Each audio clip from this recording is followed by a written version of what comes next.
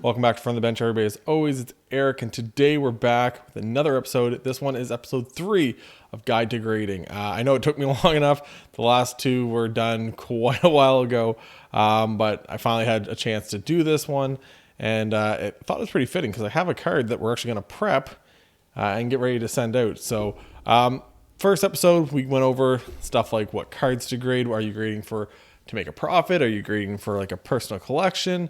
The different options out there, a couple different options when it comes to grading, different pricing and stuff. Some of the pricing is a little bit off now because obviously places like PSA and stuff have dropped their prices. Still not back to the regular, but they've dropped it a little bit. Everything else, but there's episode 1. You can go check that out. I still make a couple good points. Episode 2 was, trying to decide if that card that you really want to send out is going to come back with a high grade. We use things like the grading tool here, which is a cheap little option. There's stuff like magnifying glasses and just, stuff you can use by your eye and little tips and tricks. This one is going to be how to prep your card, get it all ready, get sent out to get graded. How do you package it up? How do you go from, a regular card in a penny sleeve to this is the way I do it. But this is the way a lot of grading companies want to see it. Maybe not with a pull tab, but that was my own little thing that I learned from somebody at some point. So, so I wanted to go over a lot of that stuff, and it makes a big difference how you prep your card. I know I've talked about it on this channel before, but we have something like this. So I have 2 Nathan McKinnon's PSAs. This one I picked up recently. Here's my PSA 10 with the pink. This one does not have the pink on the arm. But one of the reasons I thought from this one, when I looked at pictures and stuff, that I thought it might have got an 8 instead of a 9 or maybe a 10 was the prep, to be honest. This one, if you look down here, right underneath that Mac, you see that? That's a thumbprint or a fingerprint or whatever. There's also one over here and on this side too. So there's 3 thumbprints technically on it. And that would affect your grade on surface. Like I said before, there's 4 things that is going to alter your grade on a card. Just use this Joe Burrow I have here. I got 9.5, 9.5, 9, and 9.5. That gave me a 9.53 SGA or HGA. Lots of different things, but like I said, you can kind of see what makes up those grades and what all these grading companies are looking for. So surface is one of them. So you really want to make sure your cards are prepped well. And like I said, do it all. So here we go. There's the 2 cards. The card I'm going to be grading, I've shown it before, and it is this right here. Yes, I know I could be using, gloves, everything else. But this is a Peyton Manning Gold Kaboom out of 10. If you want to know why I'm looking to grade this, all you have to do is go look at possibly, the last just eBay sold of what the last 10 of this sold for. Now, I'm being very optimistic, hoping that this is going to be a 10. I really don't think so. I'm hoping a lot of other stuff contributes to it getting a high grade, because if you look, and you've probably seen it as I've been moving it around, if you look under the elbow, there it is right there, there is a print line. It kind of goes right near the elbow right here, all the way down. Now, I've heard sometimes PSA will overlook things like that if the card is good enough in every other way. But one way or another, that is a beautiful card, and it is worth a ton of money. I am not an Indianapolis Colts fan. I like Peyton Manning. I love the Manning cast, everything else. But this would better serve somebody else's collection rather than mine. And at the same point, I may as well try to capitalize on what I can potentially get for that card. So one of the things you're going to want to get, and this is a bag I've had for a bit because I've used a couple of them. You can buy them. It is a microfiber cloth. Now, somebody uses a microfiber cloth. Some people use paper towel. I think I've seen was a PSA card guy or something like that. I think when I watched his originally, he had the paper towel route of it. But, I've kind of, once again, I'm not an expert at this. I haven't sent a whole lot of cards out. But once again, I'm just going off of what I've seen from everybody. So here you go. You got the Peyton Manning Gold Kaboom, and you're trying to figure it out. So obviously I'm not wearing gloves. Like I said, once again, you can wear gloves. Obviously that's probably going to help you a little bit. But a lot of things you're going to want to look for is fingerprints, because we don't want a situation like this Nathan McKinnon. Once again, we're talking a thumbprint, right there. And that probably really did bring that down from, a 10, the centering's off a little bit, but a 9 at least, if not a 10, all the way down to an 8, just because of the thumbprint, right? So little things you can do. Some people like to go and do not spray anything on it, but some people just use a little bit of like their breath to kind of do it. And what you're going to do, no matter what it is, some people are going to do it differently. Some people put them down on a another piece of fabric, cloth here, or paper towel, or whatever they're using. Some people put it down and they'll kind of use it and they'll kind of bend this over, but not enough to actually catch the corner, but just use that to hold it down. So you're not going to catch the corner, and then you're just going to go back and forth and just try to shine that thing up as much as possible. Some people do circles, some people try to do this, but essentially you're just trying to get rid of any potential fingerprints on the thing, right? So you're going to go back and forth, and you're going to make sure that thing comes out super clean. Same as the back. Obviously the front's going to show them more, but the back too. You're going to want to make sure that the back of this, once again, what a sweet looking card. You're going to want to make sure the back of this is nice and fingerprint free. Like I said, it's something small, but it does change the grade on the surface, right? They're not going to wipe down your card. That's not what they're hired to do. They're there to grade it. So they look at the card as it comes in. If it's got a fingerprint, if it's got a thumbprint, if it's got anything on it, they're not going to touch it. So like I said, go through it, kind of work. When I do this stuff, I kind of work down towards the corners and stuff. I'm not going to, go up against them, even the edges and stuff. I'm kind of working towards the edges. When I do anything, I'm not going to try to like push in this way to kind of mess up the edges. Hopefully not. I said, other than that one print line on the front, centering is really good from what I saw. Everything else. So I'm going to actually, finish cleaning this up a little bit better once we're done the video. So next thing you're going to do is grab a penny sleeve. I think this one actually I had it in a little bit bigger of a penny sleeve. Where did those go? Right there.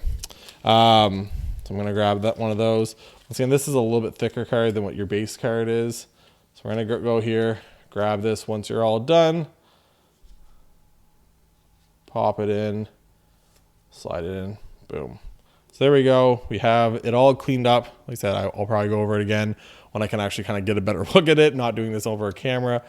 And we're going to put it in like that. One of the things I like to do is just take, you guys kind of seen it on that Norse I had there, but I just like to use one of these, take it and pop it on the front of the card, on the top, not on the card itself, but on the actual penny sleeve. The reason why I do this, and some people say it's stupid, it's dumb, and maybe it's because they take them out a certain way. I just don't want anybody to mess up my card as they're trying to take it out. So then you're going to have your card saver twos. These are what most grading companies want, PSA, all that stuff. This is what they want. They do not want your top loaders, just because it's harder to get them out. This, I'm assuming they probably try to cut them out, and it gives them lots of room to do that, to get it out pretty easily. A top loader is a little harder. This is still rigid, plastic, not as quite as sturdy as what this is. Obviously, I can bend this. I can't really bend that, but that's what they want you to put it in. So you take it, pretty simple. Once it's all done, you pop it open. You might want to actually go, and sometimes they stick depending on how long they've been there, certain brands and stuff. But you pop it open, and you're going to slide this in. Pretty simple, like I said, kind of like a top loader. You're going to push it in. But now, the nice thing about that, so it's in there, it's nice, protected, everything else. If I want to pull it out, I can just pull it out like that. Once again, just a little trick that I saw somebody do at some point along my card journey. So I thought it was a pretty cool one, so I decided that's what I'm going to do also. So bam, you pop that in there. You get a couple of them, obviously. It depends on how many you're going to grade. This one I'm just going to grade by itself. It's worth enough that I can do that. Usually if I'm going to send an order out, I'm going to send a bunch of them to make sure the shipping and everything else makes sense. Right now, I don't currently have any other cards at the price point that I want to grade that I think makes sense for to send a PSA right now. I'm just not in a hurry. They're PC cards. The rest of the cards I have, it is what it is. But essentially, you're going to pile a bunch of them together. So you're going to get that. I'll just take a couple of the other ones. And what they asked for, so boom, you're going to get a pile. So you're going to get a pile like that. You're going to put them all together, all your cards. And what they asked for is elastic bands. So essentially, you would take elastic bands and go like that. Do not use like packing tape on all this. Don't do it. I have done it where I've used masking tape, and you're going to take it and you're just going to kind of take it and wrap it around, making it nice and secure to do that. So I'll just do it for example. I'll just be taking this off afterwards. Once again, I'm going to clean that paint up a little bit better. Just make sure I didn't miss anything. But essentially you can just do it so these are nice and bound together and easy for them to get. Like I said, everyone's going to be different. I would probably do a little bit on the top and bottom just to hold them together that way too. But there you go. Now, some people, once again, everyone's going to be different on how they do this. Some people are going to use a, envelope, regular bubble mailer, all that other stuff. To me, I wouldn't. I would always suggest if you're going to do it right. Grab a box, find some kind of box. It doesn't have to be a brand new box, but grab a box. And what you're going to want to do is pack these in here. Boom, boom, kaboom. There you go. You pack it in there. Some people use, like I know I've used in the past, if I've had a bare box, I've gone and maybe depends on how tall it is. This one probably too tall that I'd want to do it that way. I'd probably stick it to the being flat. You want to use some bubble wrap like I have right here in my hand. I don't know why I want to put everything on this screen. I do have a little bubble here. But yeah, so you can use some bubble wrap. Use old mailers, old card mailers and stuff like that.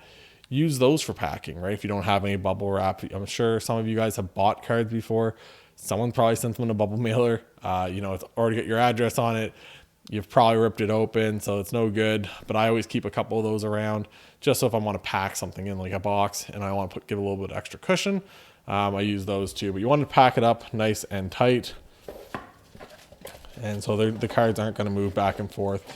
This too, I might actually take it out, and probably, even though it's wrapped, wrap it up in some bubble wrap.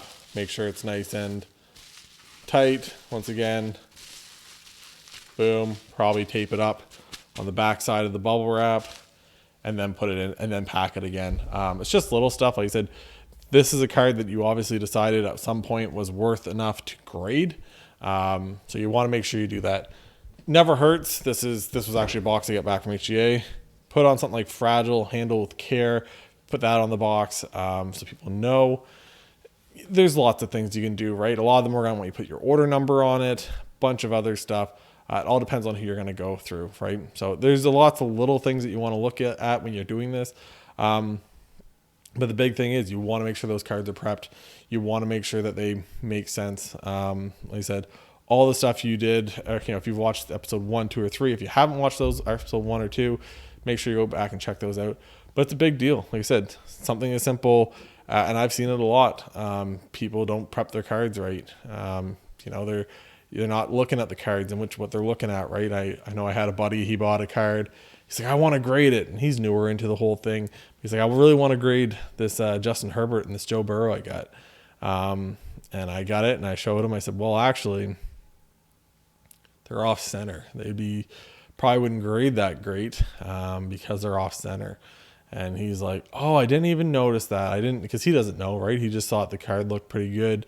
There's no scratches in it, stuff like that. So it's a little bit of everything that you want to look at when you're looking at doing all this stuff. Whether you're going to buy a card, raw, at a show, online, everything else. So there's lots of different things to look at. But yeah, there's a lot of good reasons to grade, and it's obviously there's a reason why it's popular. There's obviously a reason why so many companies have come out and are doing it. You have companies that have been doing it forever, like PSA here, like Beckett, which I really like.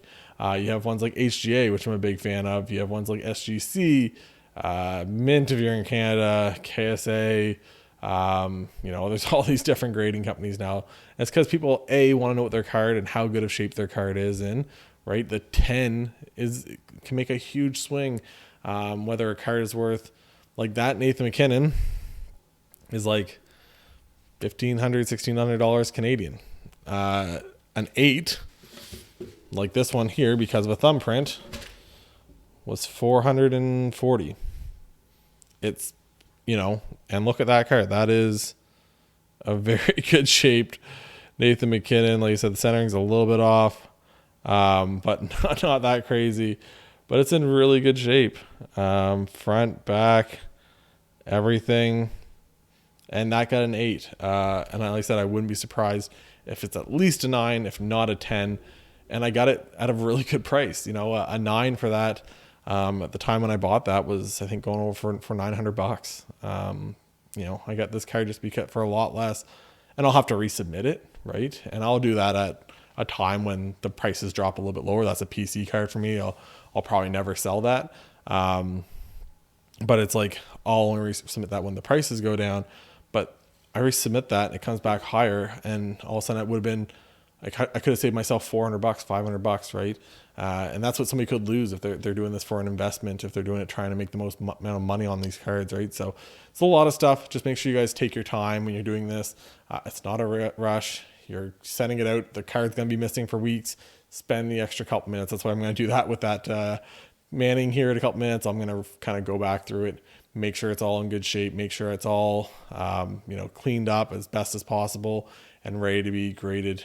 And hopefully comes back a 10. Because if you go, once again, it's a big number. That was what it's out of 10. So there's only 9 of these other ones, and I have one of them. If it comes back a 10 for some reason, it is a crazy amount of money. So like I said, got to make sure I prep that up the best as possible. And hopefully you guys enjoyed this. There will be more openings. I got a mystery cube, power cube, hockey power cube to open up next episode with some older O-Pee-Chee packs that I found. Like I said, be lots of other openings on the channels. I got O-Pee-Chee Platinum, everything else. So hopefully you guys enjoy the video. Like I said, any questions at all, I'm more than happy to answer them, whether it's in the comments, whether it's on Instagram, whether it's on Twitter, wherever it is. I'd love to have the conversation with you guys. It's always nice to talk to you guys and see what everybody else is collecting too. So anyways, for Eric from the bench, we'll talk to you guys later. Bye guys.